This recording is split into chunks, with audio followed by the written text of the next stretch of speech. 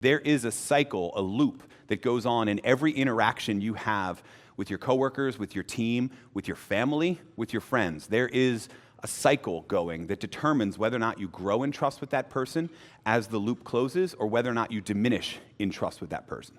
How do I know this? Well, I'm alive. I live life. I interact with people. You've had it happen too. Think about it, right? When we think about the type of trust we're talking about, we want people in a work context to trust each other enough to share what they're really thinking, to share their crazy ideas, to speak up when they disagree, to point out something that they might find objectionable or unethical, to share the benefit of their sort of whole selves, to talk about their failures, their setbacks, and what they learned from them, to ask for help. All of those things require trust.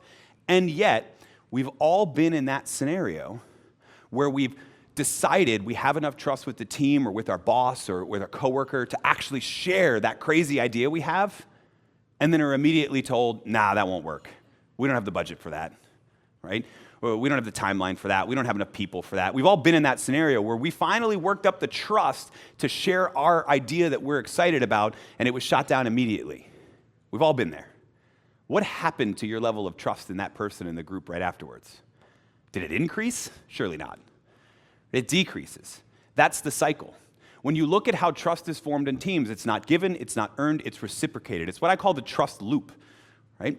It works like this. As you build trust through a team, and you build trust in a variety of different ways that we're going to talk about, the goal is to build trust enough to get people to take a leap, to get them to take an interpersonal risk, to share their crazy idea, to speak up, to talk about a failure. They take that leap, and then in the moment they're taking that leap, they're looking to you to match their leap with your sense of respect for them and for their idea. This doesn't mean you have to agree with their idea, but it does mean you have to hear it, right?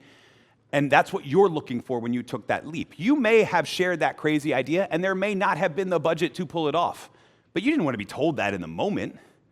You wanted to have your idea heard, felt out. If you do that, then the loop closes and you actually grow in trust. This trust loop can be a virtuous cycle that builds trust, and what we, in psychology, we like to change every word into a different word in psychology to make ourselves sound smart. It's the same thing in medicine, right? Like, it's not your leg, it's your tibia and it's also, we just make up all sorts of stuff, right? I grew up singing that it was the leg bone connected to the knee bone, but hey, we like to complicate things, right?